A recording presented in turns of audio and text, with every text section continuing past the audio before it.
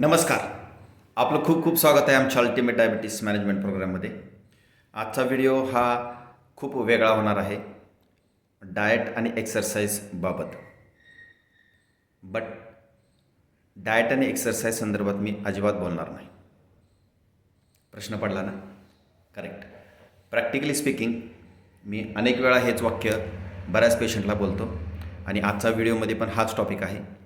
मला सांगा, आपल्याला डायबिटीज डायग्नोज झाल्यापासून आपण ऑनलाईनच्या माध्यमातून यूट्यूब असेल, फेसबुक असेल किंवा इतर वेगवेगळ्या प्लॅटफॉर्म असेल, या ऑनलाईन क्षेत्रातून किंवा काही फिजिकल बुक्स असतील किंवा डॉक्टर लोकांकडून हजारो लाखो व्हिडिओज असतील किंवा बरेच पेजेसचं आपण वाचन केलेलं असेल की ज्याच्यामध्ये खूप छान पद्धतीनं डाएटबद्दल माहिती सांगितलेली आहे.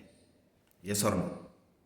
मग प्रॅक्टिकली स्पीकिंग आपण हे सर्व डाएट असेल किंवा लाईफस्टाईल चेंजेस असेल हे फॉलो करून ॲटलिस्ट 50% असेल किंवा काहीतरी पर्सेंटेज जी लोक आहेत ते डायबिटीस मुक्त व्हायला पाहिजेत.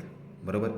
आपण वेगवेगळे डायटिशियन्स असतील किंवा वेगवेगळ्या ऑनलाईनच्या माध्यमातून वेगवेगळ्या दिग्गज लोकांकडून आपण वेगवेगळे कोर्सेस घेऊन आपण नक्कीच डायबिटीस मुक्त व्हायला पाहिजे, आपली गोळी बंद व्हायला पाहिजे आणि ते सातत्याने राहायला पाहिजे. Yes or no? मुद्दाम थोडा पॉज घेतला. परंतु तसं घडत नाही. का घडत नाही?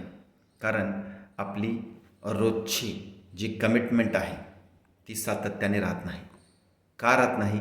कारण कन्सिस्टन्सी, ज्याला आपण सातत्य म्हणतो, ते राहत नाही. आणि ते का राहत नाही याबद्दल थोडासा विचार करा. स्वतःला प्रश्न विचारा. करेक्ट. तर ती सातत्य राहण्यासाठी आणि ते डाएट फॉलो करण्यासाठी बऱ्याच वेळा असं होतं की आपल्याला खूप छान पद्धतीने डाएट माहीत असतं, परंतु ते सातत्य का राहत नाही? पुन्हा एकदा तेच बोलतो मी. खालील दिलेल्या लिंकवरती क्लिक करा आणि आमचा कॉल अटेंड करा. नक्कीच तुम्हाला एक वेगळं व्हिजन, वेगळं गोष्ट तुम्हाला मिळणार आहे.